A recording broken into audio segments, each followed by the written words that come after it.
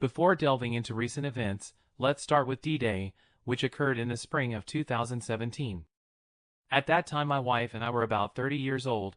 We had been together since our student years. We also had a child attending elementary school. Initially, I had suspicions about my wife having an extramarital relationship, but when I expressed my concerns they were immediately rejected. But over time my fears were confirmed, and I, having evidence, made claims to her. Despite persistent denial, she eventually gave up and confessed her guilt, shedding tears and begging for forgiveness. At that moment, my internal reaction was to demand her immediate departure and begin the process of filing for divorce. It is important to tell about how the events that led to the disclosure of her infidelity unfolded. Although it did not come to physical intimacy, there were already plans for an intimate meeting. A few months before that fateful day, I noticed that my wife began to use the phone more and more often, showing increased caution. She turned away from me when she used the phone and quickly put it away when I entered the room. I also noticed that she takes it with her to the bath or shower, which seemed strange to me, but at first, I did not attach any importance to this since it did not cause serious suspicions. But then there was one incident that really caught my attention. We have always freely used each other's phones without being shy. If one of us asked to see the other's phone, we just gave it away without any questions. But the day I wanted to find a new restaurant, it was obvious that something was wrong. I offered to visit a new restaurant, but at that moment my phone was charging. Curiosity got the better of me, and I asked her to give me her phone number. When she asked about the reason, I explained it to her. Without giving up the phone, she found the menu and shared it with me, not letting it out of her hands all the time. This, as well as other features of behavior, began to arouse my suspicions. After pondering my fears for several days, I finally plucked up the courage and asked her directly if something was going on between her and someone else. In response, she reassured me that nothing was happening. One of her close friends was faced with a deeply personal and sensitive issue, and she was determined to preserve their privacy. She assured me of her love and devotion to our relationship and family, making it clear that she would never jeopardize what we have. It was reasonable for her to give preference to the support of a friend, and I decided to leave everything as it is. But despite all my efforts, an uneasy feeling in my stomach did not leave me, suggesting that there is something more to this situation. The suspicious behavior seemed to have stopped, or so I thought. In addition, a significant incident occurred, which further convinced me that something unusual was happening. I will try to approach this delicately, although I think that the details are of great importance. One afternoon, when we were in an intimate setting, she suddenly reached for her phone, expressing a desire to record the process on video. This was quite unusual, as she is usually reserved, and always felt somewhat insecure around the cameras, even in a normal setting. So, I thought it was rather strange, but I assumed that maybe she wanted to add some spice to our experience. Curiosity got the better of me, and I asked about the purpose of using the camera. A little embarrassed, she said that she wanted to observe herself. Seeing this new adventurous side of her, I approved of the idea and decided to agree. She started her performance by setting up a camera and filming herself on a selfie camera, magnifying the image on her face, capturing every detail of her intense engagement. I was pleasantly surprised by her active participation, because she usually did this only at my request, but this time he readily agreed, without taking her eyes off the camera and radiating captivating enthusiasm. The sensual sounds she made intensified the intensity of what was happening and fascinated me. When the performance reached its climax, she went further, demonstrating the achievement in front of the camera. I regret that I have to acknowledge the importance of this video in the future, but it certainly matters. Despite the obvious deviation from our usual behavior, I decided not to make a fuss about it, not wanting to embarrass or discourage her from adventures. Instead, I maintained a sense of normality, secretly hoping that we could explore this new experience together. But since my wife and I have been in a permanent relationship since the age of 20, her sudden change in character caused a familiar instinctive feeling in me. A few weeks after the video incident, I decided to check her phone for suspicious messages or photos. But after checking the phone, I didn't find anything unusual. It was only later that I remembered that we used the backup function together, which automatically saved pictures from the camera in Google Photos. Realizing this, I logged into my laptop, where she had a user profile, and used the saved credentials for further investigation. When I checked her email, everything seemed normal until I came across her photo collection. To my surprise, there was a huge amount of candid photos and videos taken by her in the past about 4 months ago. They weren't meant for me, as I had never seen them before. It turned out that she deleted them from her phone, but forgot to delete them from the backup. Curiosity got the better of me, and I decided to continue the search by opening the video camera on her phone and scrolling through the discovered content. Before entering into a conversation with her, I decided to rewrite this material in case she remembers and erases it. I kept this information for several days, trying to treat it with understanding and considering possible explanations for its presence. At that time, OnlyFans had not yet gained much popularity, so initially I thought that she could post explicit materials online, but that would be completely out of character for her. I emphasized that she has always been very reserved. I honestly couldn't imagine how this could be explained, except that she has a romantic relationship with someone else. Once again, I expressed my suspicions to her and said that something was wrong with her, but I refrained from announcing the facts I discovered because I really wanted her to give an explanation that would debunk my doubts and make me stupid. In response, she was slightly offended, reminding us that we had already discussed this issue, and of course denying her relationship with another man. There was a lack of any activity. I asked her again if she needed to share something or speak out, and again, she refused. In the run-up to this conversation, I got access to her Google account again. Accordingly, I presented her with all the information I received and demanded an explanation from her about the contents of her Google account. Her initial reaction was surprised, but she quickly pulled herself together. She accused me of ruining an unexpected anniversary gift she had planned for me. Knowing that we both travel a lot, she wanted to give me something interesting for the time of our separation, but I remained skeptical and decided to play a bluff. I told her that I had access not only to her Google account, hoping that this would force her to admit the truth. On my ultimatum to leave if she didn't confess, she couldn't hold back her tears and insisted that everything was not as it seems. Apologizing, she asked for forgiveness. She claimed that she had done nothing wrong, but only acted stupidly. When I asked what kind of person she was talking about, she called him her colleague. They first met at a work event at the end of 2016, about 7 months before this momentous event. Interestingly, he holds a similar position in another branch of the same company located in another major city about 200 miles away from us. At first, they communicated by email mainly on work issues. After exchanging numbers, she stressed that given his extensive experience in this position, her only intention was to get professional advice and share tips. It was her recent promotion to a similar position that triggered the beginning of their correspondence, which mainly concerned work issues. Gradually, more personal topics began to appear in their correspondence, and he began to flirt, to which she willingly reciprocated. Realizing the need for privacy, he offered to transfer their communication to an encrypted messaging application. From my point of view, this man had a tendency to pursue married women, which seemed to me very unpleasant. As a result, these first messages were deleted, so I never saw them.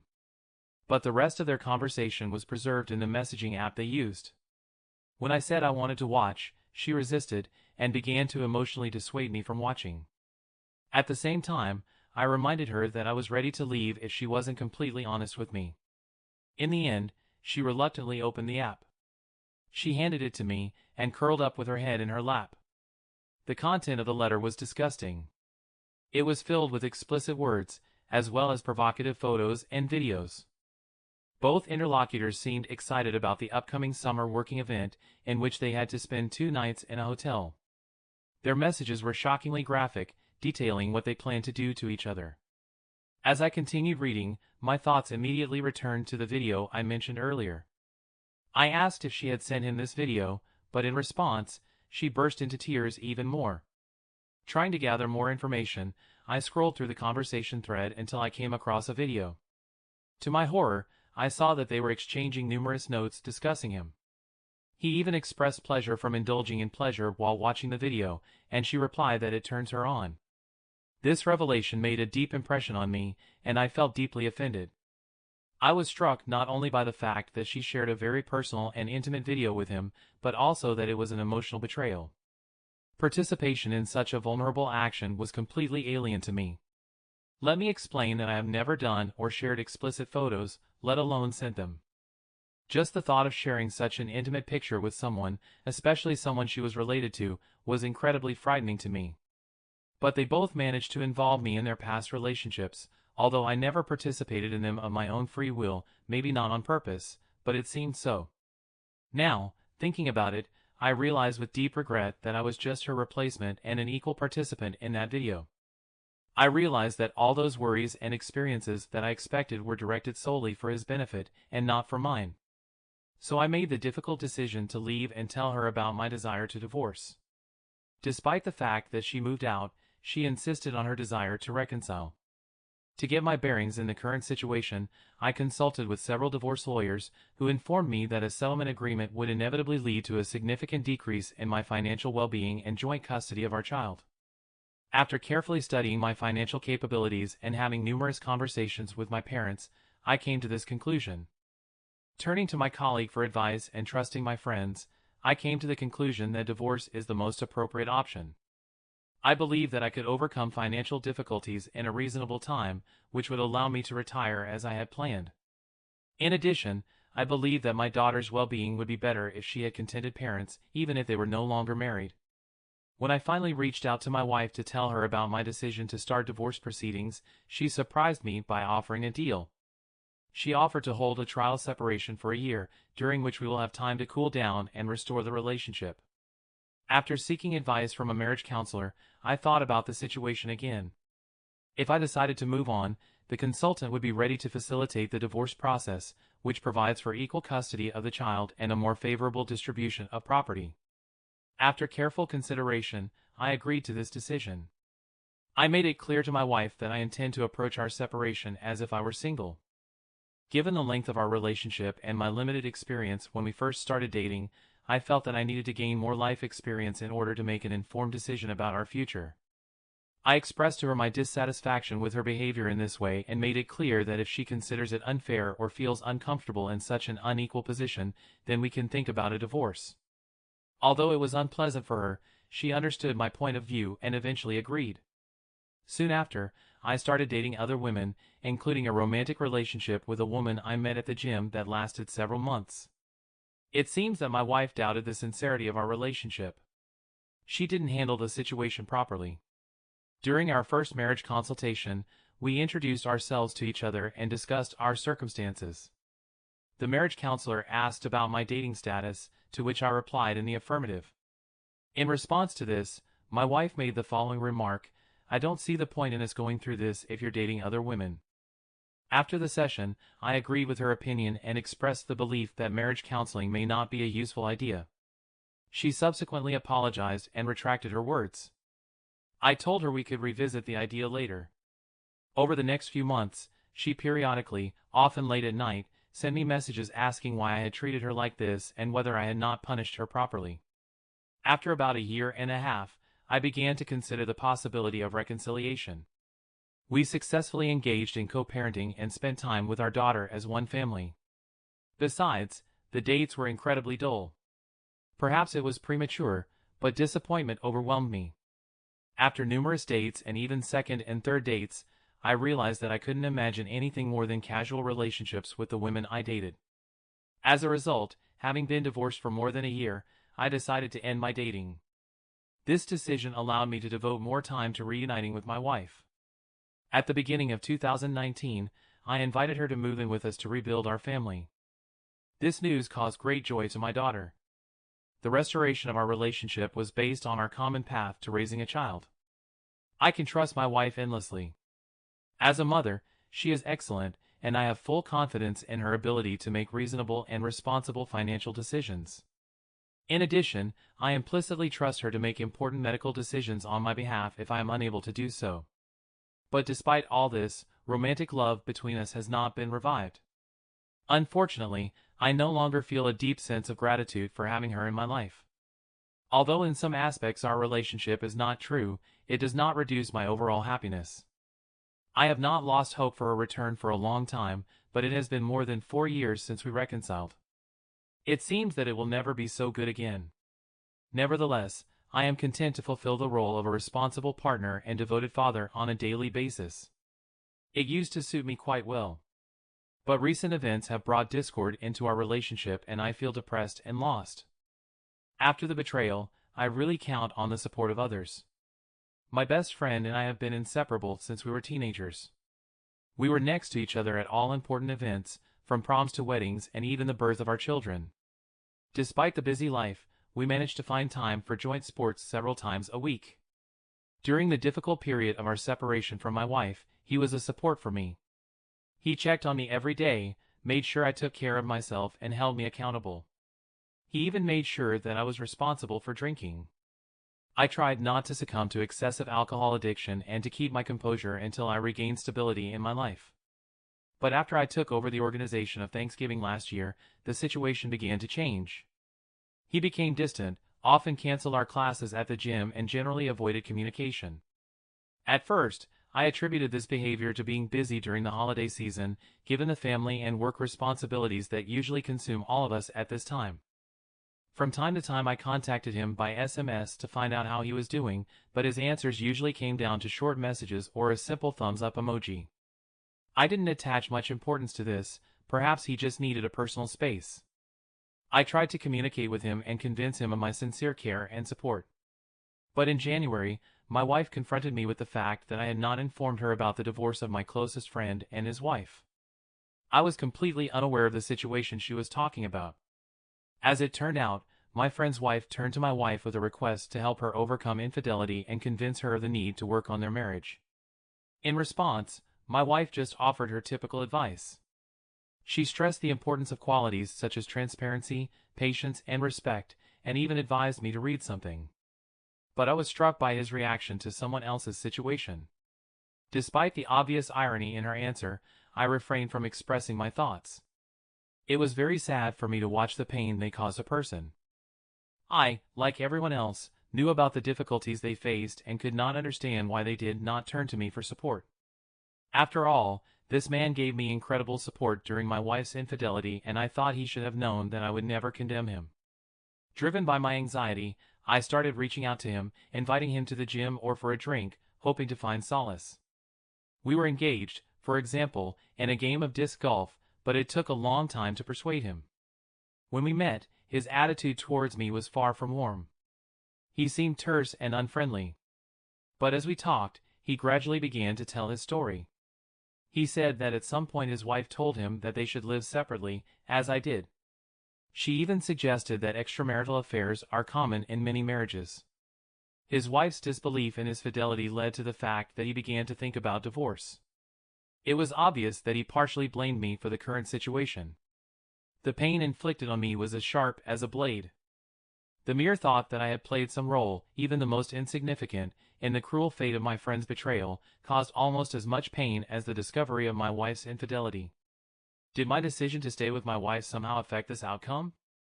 Does forgiving infidelity mean that it becomes more tolerable? Is there anything I can do to help my friend?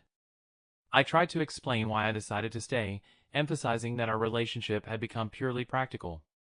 Our marriage no longer resembled what it was before. But I was not confused by his indifference.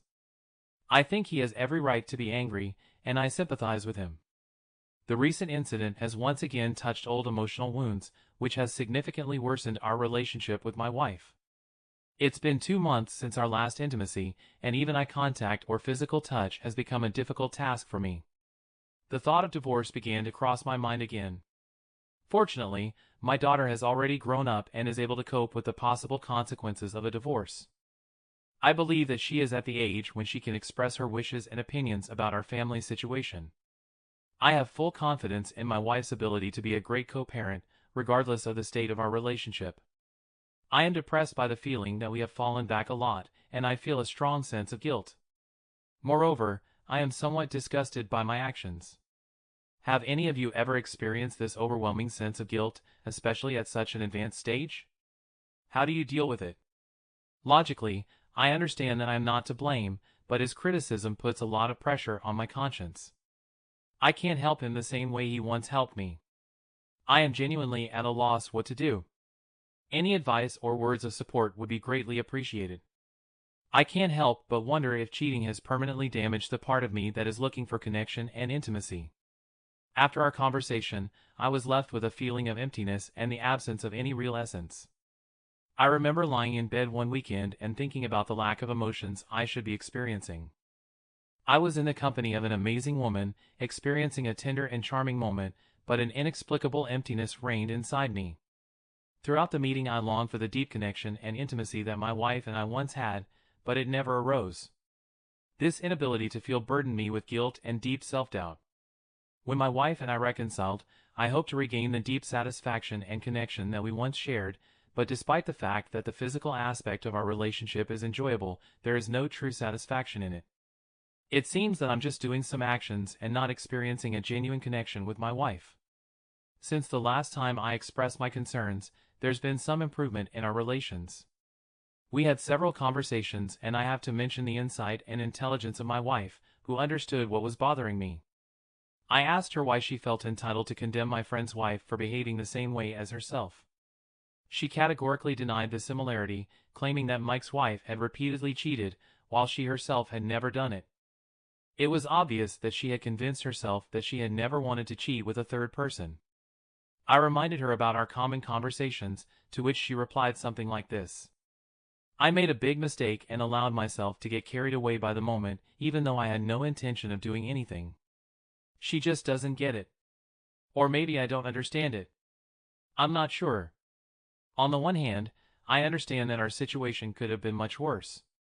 On the other hand, I can't get rid of the guilt. It still weighs on me. At least we're communicating now." Some people offered psychotherapy, but we never went to marriage counseling after the first session. But my wife attended individual therapy sessions during our separation. My family is going through an ordeal when it comes to the treatment of mental illness. In an era of less understanding, my grandmother was mistreated by mental health professionals, which left an indelible mark on our perception. Therefore, for me, it became a serious obstacle in finding help for myself. I do not know how to overcome this obstacle. As for Mike, I decided to give him the space you all recommended. I contacted him by text message expressing my support, apologizing for his current difficulties, and assuring him of my presence and support. In response, he gave me a thumbs up, indicating that he needed my help. I couldn't help but feel sorry for him and would like to support him. I am grateful to all of you for becoming an umbrella for me, because I can't share these things with anyone in my life. They either condemn me or condemn my wife, which is not good for anyone. I will be very grateful for any advice or words of support once again. And another thing, tonight was an unexpected plus, for the first time since the new year and the incident with Mike and his wife. After finishing work, she drank several glasses of wine. From the very beginning, she radiated an undeniable beauty that has always captivated me. Lately, my desire to get a physical release has been increasing at an alarming rate. Everything is complicated by the fact that as a result of her infidelity, it turned out that I am not an integral part of her past life. Perhaps I'm just a preference, not an absolute necessity. Which means that if I can't satisfy her desires, then someone else will undoubtedly do it. There was no trace of tenderness or intimacy in this meeting. Instead, there was a dark, desperate, and even primal energy in it.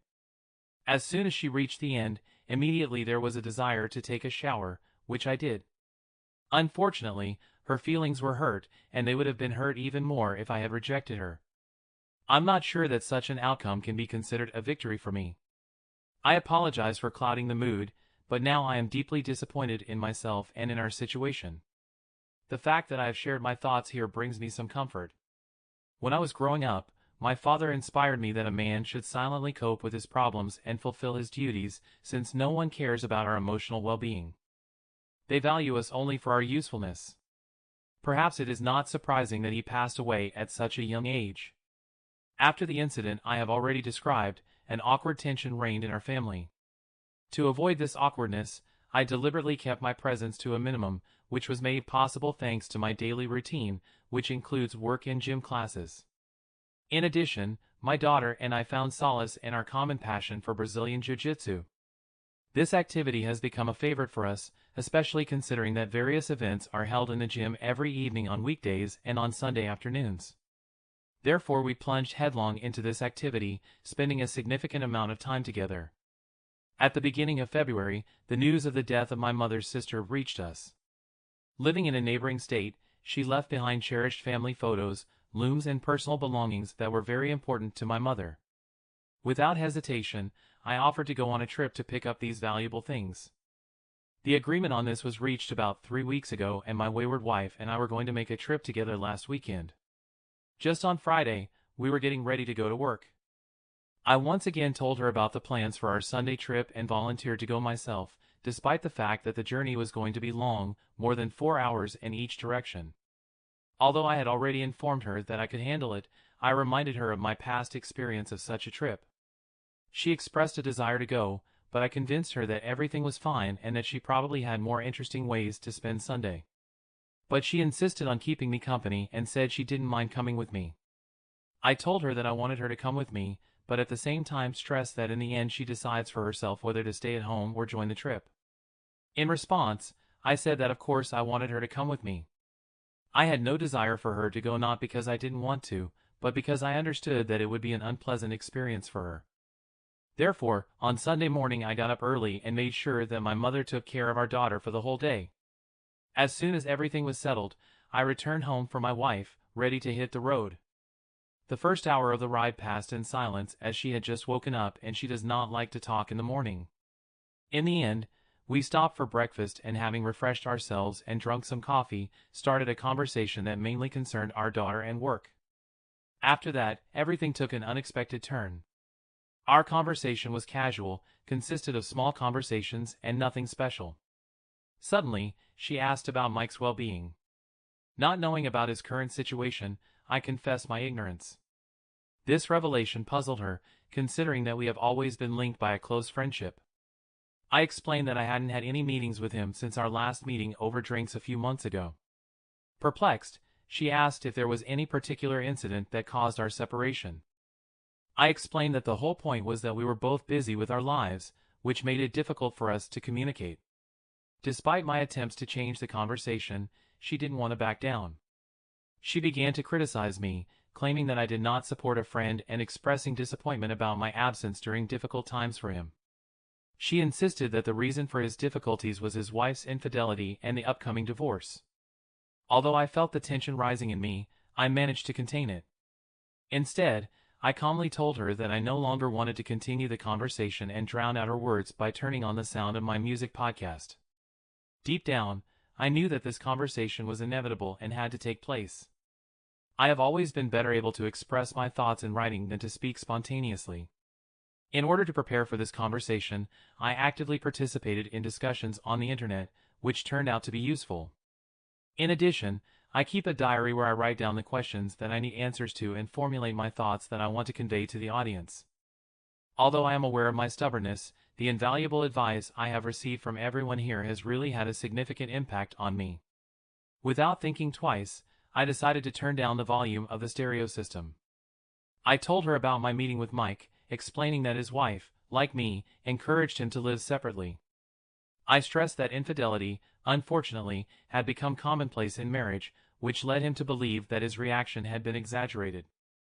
I told him that there was some truth in his wife's point of view and suggested that by staying with a cheater, a person unwittingly normalizes the act of treason.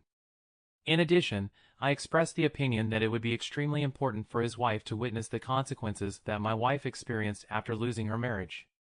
Perhaps she wouldn't have taken the action she did. I also mentioned that Mike's divorce and our conversation about it caused me painful memories, making me think about our infidelity and about our marriage. She reacted to this with some anger and protection, as is often the case, criticizing Mike and once again objecting to the fact that I called her relationship with a colleague treason. Trying to avoid a difficult discussion, I advised her not to pay attention to this issue, admitting that I regretted raising it, and suggesting instead to focus on the beauty of trees and flowers. In this regard, I turned on the radio again and we spent about 30 minutes in awkward silence. In the end, she seemed to calm down, apologized and expressed a desire to talk. Reluctantly, I agreed, allowing her to continue the conversation.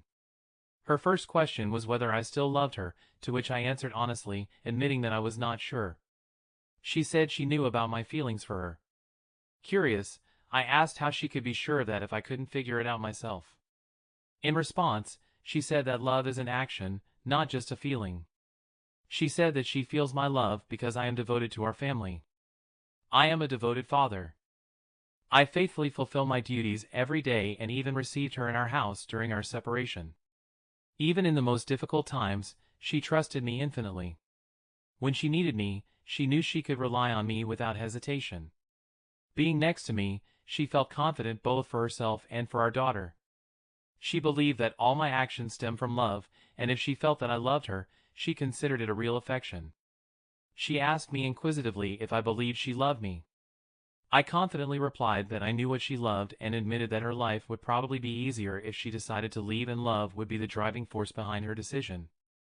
I wondered why she decided to stay with me, despite the fact that she put our family at risk during the betrayal. I couldn't understand how she could claim to love me and still behave like that. I expressed my doubts, suggesting that there must be something insufficient in me that makes her look for connections with another person.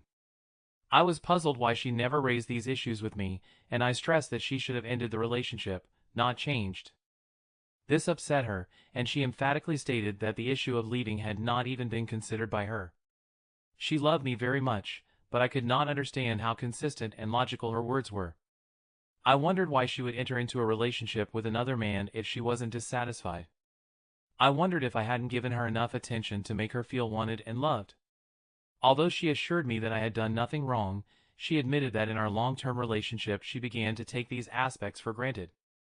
In this situation, it is quite possible that I did all these actions for her out of a sense of duty or obligation. She also expressed her uncertainty about our relationship, mentioning that she always noticed attention from other women to me. It made her feel inferior, as if she didn't have a special place in my life. She believed that without her presence, I would have had many alternatives. It was this fact that attracted her to a partner who turned out to be much older than us, short, and bald. This man had a big belly, who was the complete opposite of me in appearance, mentioned that he had seen photos of his wife. His wife looked like an average middle-aged woman, quite normal, but not particularly attractive. Compared to her, my wife was younger and more attractive, and he felt that she had a special place in his heart. Thanks to his undivided attention, she felt incredibly confident and valuable. She found great pleasure in the intense, almost obsessive desire that he felt for her. She understood that she was the only one causing him such strong emotions. It had an intoxicating effect on me, almost like a potent substance. Curiosity got the better of me, and I asked if she had any suspicions or concerns about my loyalty. To my surprise, she replied with a firm refusal.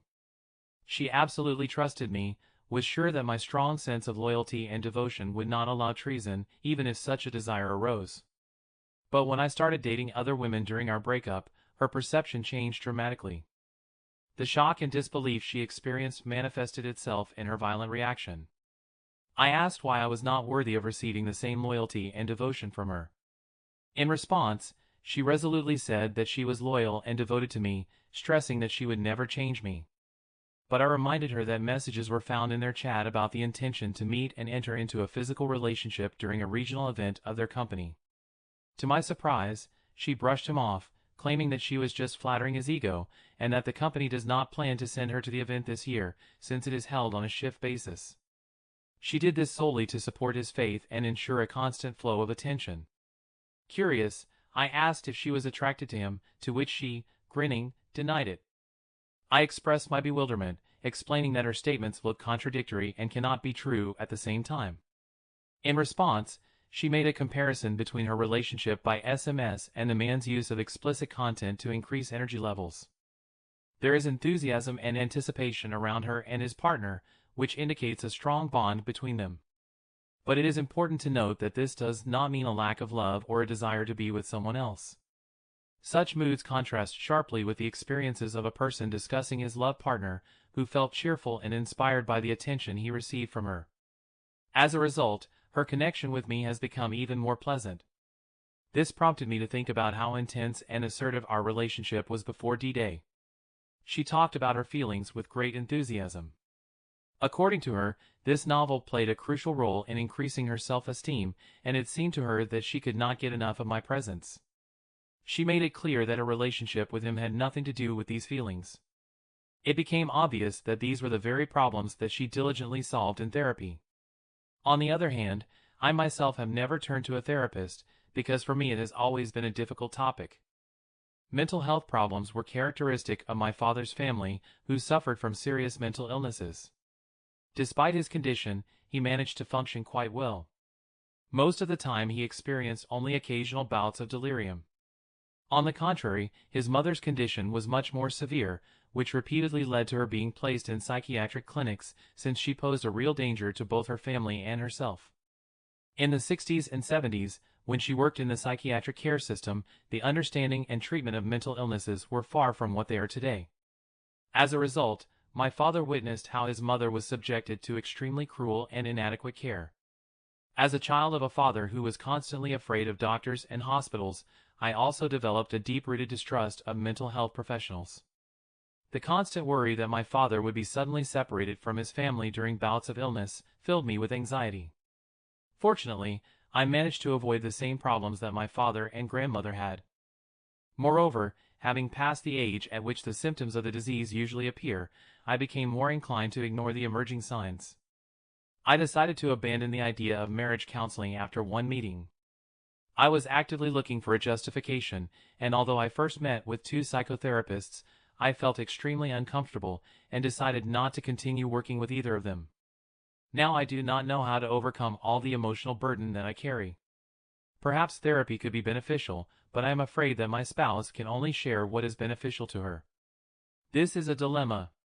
When we got to our destination, we began to pack my aunt's things. Spending a few hours with my uncle has become a habit for me, but there is always a strange feeling that accompanies the work of sorting out a person's things after his death. The first time I experienced this disturbing feeling was when my father died. It struck me that all their possessions remained, but they themselves were no longer there. Their whole life fit into some objects, and among them there are many things that may seem insignificant to us, but for them, they were of great importance. Unfortunately, we will never understand the reasons for their attachment. In a heavy and solemn atmosphere, we returned home, reflecting on the difficult process of sorting out my aunt's things. We both went over our detailed conversation in memory, feeling all its weight. Exhausted by the long day, we delved into our relationship and thought about seeking marriage counseling. Although I doubted it, I promised her that I would seriously consider this idea. As for the details of her affair and the person who participated in it, I do not know how to understand them. Should I trust her story?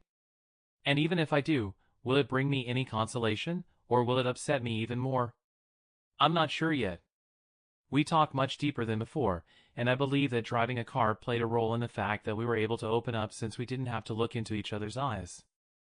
It was almost like being in a confession booth. It seems to me that it is much more pleasant when some of our problems are open.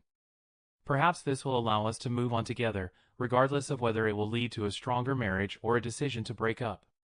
But nevertheless, it means progress, and I find encouragement in the fact that we both persevered through the discomfort to have this conversation.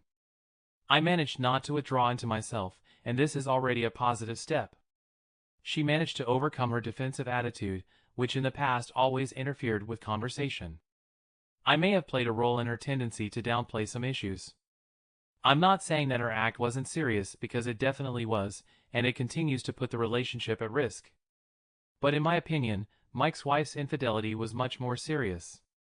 She had an affair with a mutual friend with whom they all spent time together, and her husband also considered him a friend. Throughout the novel, it was evident that she repeatedly entered into an affair with her partner, even within their common home and in their bed.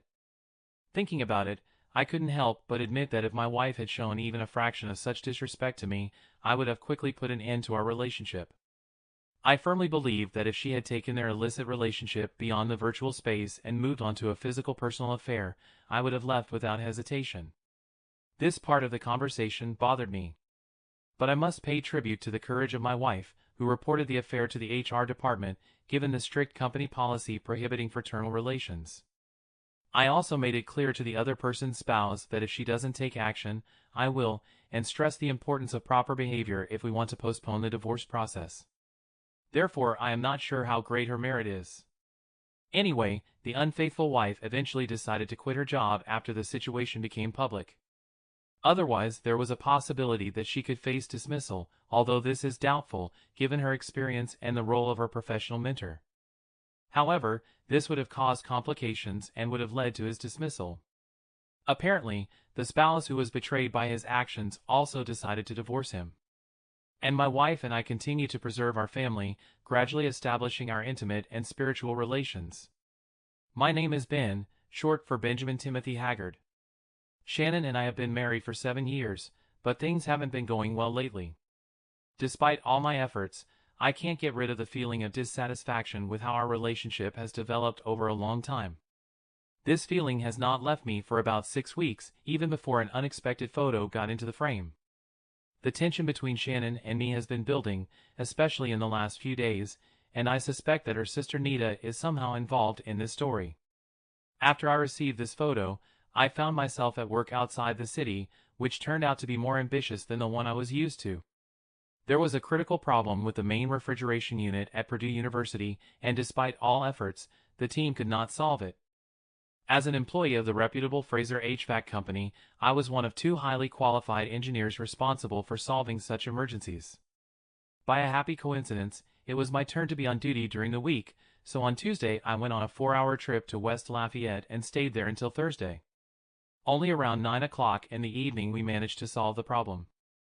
Exhausted, I decided to have dinner at the nearest institution on the university grounds, and by about 10 p.m., completely exhausted by the events of the day, I went to my hotel room. I quickly sent Shannon a message telling her I was going to bed, and we would continue testing the system the next morning.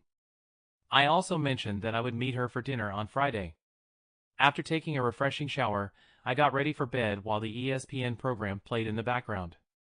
Unexpectedly, I received a message from Roland Bruton, my closest colleague at Fraser.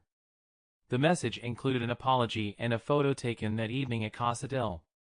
Roland asked me to call him if I wanted to discuss this further. The attached photo showed a couple sitting at a table in a cozy restaurant, leaning against each other and resting their elbows on the table. As their hands intertwined, their gazes locked onto each other. It was about Shannon, my beloved wife. Standing next to her was Eric Chesterton, a colleague from the OSU library. I have never treated Eric with special warmth, considering him some kind of weirdo. But the idea that he might be related to my wife never crossed my mind. Of course our relationship has been strained lately, but the idea that Shannon would betray me with another man did not fit into my head. Realizing that further inaction would only fuel my growing anger, I decided to turn off the TV and contact Roland. I apologized for disturbing you Thursday night. I paused, realizing the situation. Well, Roland, it's time to talk about what you witnessed. He explained. Emily and I decided to have dinner early. When we were finishing, we noticed them on the opposite side of the restaurant. Emily noticed them first and asked, "Oh no, is that Shannon?" Intrigued, I watched them for a while and took pictures. Fortunately, they did not make any affectionate gestures, such as kissing or inappropriate actions. They seemed to be deeply engaged in conversation, which reflected the scene captured in the photograph. There was a note of remorse in his voice as he exhaled loudly, addressing me. I offer my deepest apologies, Ben. Did you happen to witness their departure? Do you have any information about whether they left together and where they were going? I asked. Reflecting on the incident, he added, "We patiently watched them from our car in the parking lot for a short time, but they never showed up. In the end, we decided to leave, immediately sending you a photo. I apologize for the fact that we hurried to leave without waiting for them, but apparently they have just received their drinks and have not yet started eating, which suggests that they have a significant wait ahead of them." There was a heavy silence. We were both confused, not knowing what else to say. Finally, he spoke, expressing his understanding. "I understand now, my friend. Emily wanted me to give you my warm regards. She's very angry with Shannon, and I share her feelings. Although it hasn't sunk into me yet, I'm sure I'll be furious in a few hours. By the way, is the Purdue job done? When can you come home?" "Yes, we plan to test it tomorrow morning, and after that I will make a 4-hour trip back. This will give me time to calm down and remind myself that it is impossible to act impulsively." I grinned. Deep down, he knew that I would never resort to violence against Shannon, and Roland knew it perfectly well. "Listen, my friend. Emily and I have been discussing something, but it's probably premature to bring up this topic. If you ever need a place to stay overnight, we have a guest room designed specifically for you. We will be glad to see you as a guest. Thank you, Roland. I really appreciate it. I don't know what I will do next yet, but I will definitely think about your proposal. After a few more minutes of quiet conversation, I ended the conversation. I turned off the light, lay down, and fell asleep almost instantly. By the way, no marriage is perfect, right? Despite all our shortcomings, I sincerely loved Shannon and did everything possible to make her happy for 7 years, including 3 years of dating. Of the 4 who got married, there were constant problems. According to my observations, the main problems were money and sex. Fortunately, we didn't have any problems in these areas. Neither of us was a wasteful spender, and our intimate connection remained as important to both of us as it was in the first months of our relationship. Although things had become more mundane and less unexpected and intense, Shannon and I still wanted each other equally. No, for us, the problem was not related to finances or intimate life, but with Nita. She was 35 years old, and she was about 4 years older than Shannon and me. Her husband Alex, on the other hand, was no better. He was a vain lawyer who considered himself superior to everyone, but at least I didn't have to endure his presence so often. Shannon always looked up to her older sister Nita, who seemed to be a regular guest in our house, and constantly gave unsolicited advice on how we should live. "Shannon, it would be more logical to keep the dishes in this cupboard and move the spices here," she said. "Does Ben still use a gas grill? Charcoal emphasizes the taste of meat much better. And don't even talk about the disgusting green chair. According to her, it screamed trailer park. In general, you have caught the essence." It upset me to the core that Shannon was never able to resist the thread and ask her to leave. The most unpleasant thing, and I will spare you the detailed enumeration of Nita's other misdeeds, was that she constantly humiliated me behind my back. If I was in the room, she was too nice, endlessly praising me for being nice to Shannon, for being caring, for being so helpful around the house. While poor Alex, according to her, could not even change a light bulb. But more than once, I overheard her disparaging me when she thought I wasn't around. One day she and Shannon were enjoying a cup of coffee in the kitchen when I quietly entered through the back door after a jog. "Shannon, darling, you know how much I adore you. But I have to admit that Ben, well, he can be a bit uncouth. He doesn't have the same appeal as Christopher or even Tom. Besides, despite his higher education, why does he work with his hands? Honestly, you could have chosen someone much better." I couldn't understand her thinking, especially considering that by that time, we had been married for almost 2 years. It's frustrating to see how Anita keeps reminiscing about Shannon's past boyfriends. And what she said the next time, I was shocked. "Are you seriously thinking about having children with him?" she asked, feeling upset. Literally 5 minutes later she appeared in front of me with a smile and said, "Hi, Ben. Shannon and I were just talking about what a wonderful husband she has." I couldn't believe it. Shannon and I have argued about this countless times, and although she has calmed me down, she has never taken any action to solve this problem. "Baby, Nita's not that bad. She actually likes you," she said. But I waved her words away. "How can you stand it when she says that?" "You're definitely not going to have children with me," I exclaimed, feeling overwhelmed with emotions. I was pacing back and forth in the bedroom, consumed by anger. Disappointment overwhelmed me, and I was afraid that I was on the verge of losing my mind. My wife tried to calm me down, explaining that she was just venting her discontent and that she loved me, despite her tendency to incite quarrels. But this quarrel was undoubtedly one of the most terrible in our lives. I couldn't contain my emotions and ended up saying a few rude words, after which I ran out of the house. I was gone for 6 long hours, seeking solace in the company of my friend Raphael, the bartender at Bob's restaurant. Mostly I just sat there trying to clear my head. When I got home at midnight, I found her sleeping in our bed, turning away from me. The atmosphere was tense, and our conversation was limited to a simple exchange of good morning wishes and a request to bring more coffee. Within a few days, the situation began to improve and become increasingly warm, but it was never fully resolved. It was clear to me that Shannon loved me, but I couldn't understand why she didn't want to take my side for once and ask her sister to stop humiliating me. The only way out for me was to avoid Nita for as long as possible, making up excuses so that I would not be at home when she came. Besides, I tried to minimize conversations about her with Shannon. As I mentioned, the weeks leading up to my trip to West Lafayette were particularly stressful. Oddly enough, Nita was present in the house more often than ever before.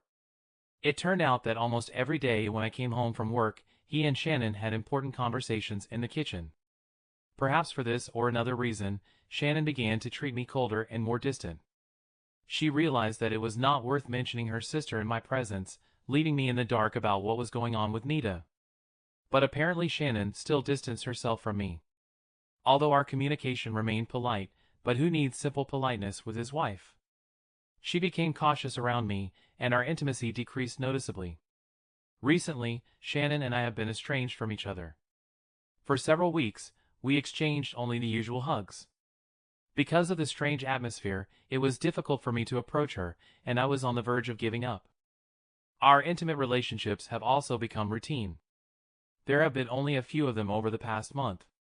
Although I'm not very good at deep conversations, I did try once or twice. I asked Shannon if something was bothering her, if we needed to have a serious conversation.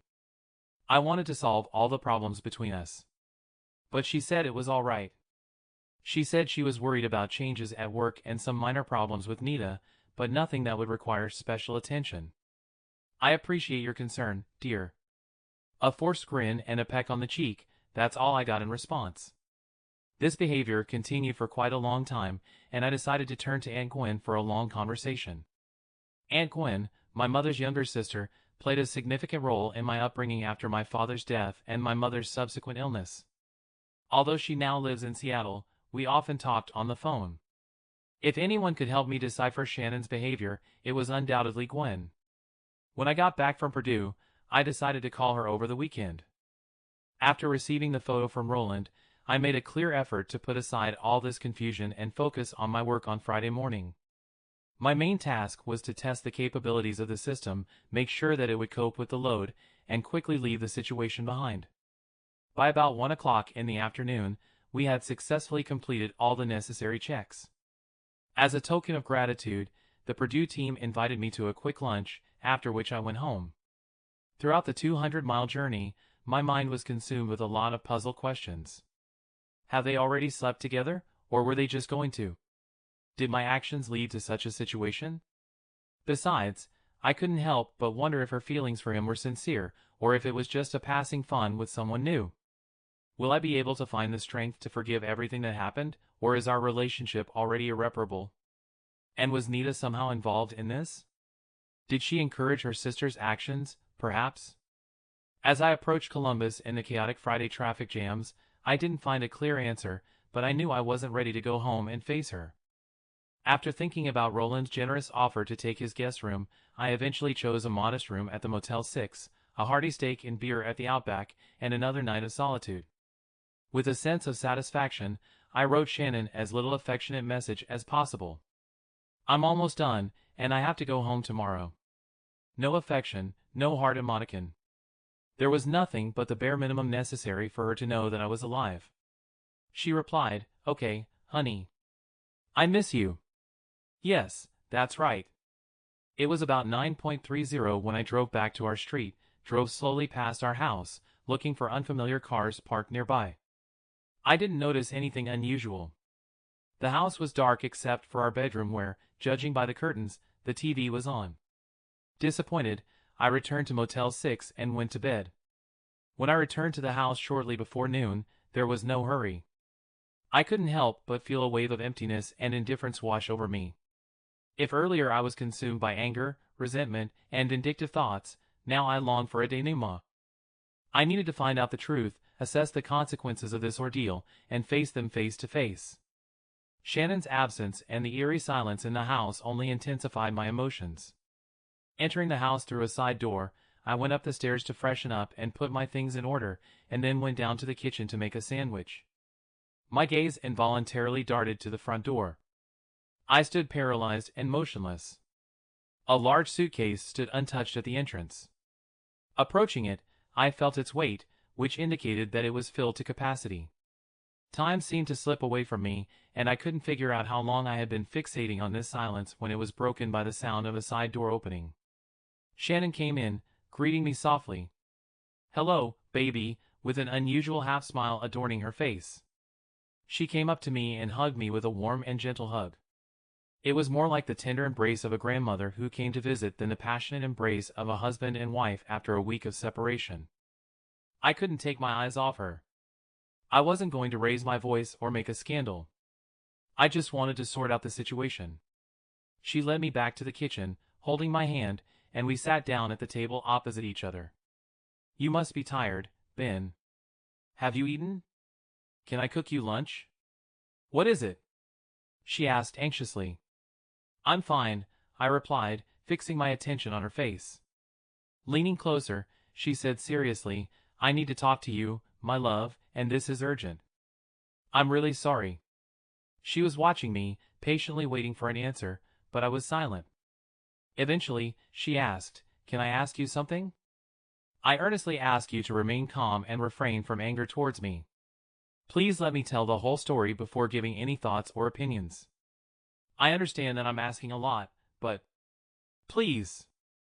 I nodded in agreement. All I wanted was for the situation to be resolved. She took a deep breath and began, "It's about Nita." To my surprise, I suddenly felt that I was getting angry. "What does this rude woman have to do with it?" I exclaimed. Shannon begged, her face filled with panic. "Ben, please, I'm begging you, just listen." I realized that my fists were tightly clenched, and realized that I was holding my breath. Slowly I got up. I walked around the kitchen for a while and then sat down at the table again. I took a deep breath, trying to pull myself together. In the end, I answered, "Okay, come on, I promise to listen, so I will." I couldn't help but wonder what it would change. If she starts talking about her sister now, then I'll have to endure a longer conversation. After measuring me with a cautious look, she started again. "You know, I've been spending a lot of time with her lately. I thought you could understand how it affects me, creates such tension." Things had changed for the worse between Alex and her. She suspects him of treason. About a month ago, she found him in the office, on the table, with one of his assistants. I watched the unfolding scene, feeling a strong sense of sympathy for Nita. Needless to say, it was an incredibly difficult time for her. Nita felt deep heartache and anger, not knowing how to handle the situation. Alex constantly apologized, expressed a desire to reconcile, and promised to do everything possible, including consultations, to improve their relationship. But everything changed on Tuesday. Depressed, Nita took a break to calm down, and then asked Alex to leave and said she wanted a divorce. "Is she all right?" He used physical force on her, as a result of which she was hospitalized on Tuesday evening. She got a concussion. At that moment, I forgot for a moment that my own marriage had broken up. "I'm sorry, Shannon. I wouldn't wish that on anyone." She bent down and took my hand, expressing gratitude. "Thank you, dear. I understand that you don't like her, and that means a lot to me. Now comes the hardest part." She paused, and then said that she would be discharged from the hospital on Monday, but she had nowhere to go. "Alex behaves extremely hard and refuses to leave the house. I want to offer her a guest room where she could stay. Most likely, I will have to take a sick leave and work part-time for a couple of weeks. I want to be close to her and take care of her." She hastened to explain. "I understand that you don't like her, and you don't want to be around her, but she has no one else to turn to. Please, Ben. Her life is falling apart, and I am her only sister." "Shannon, you're right.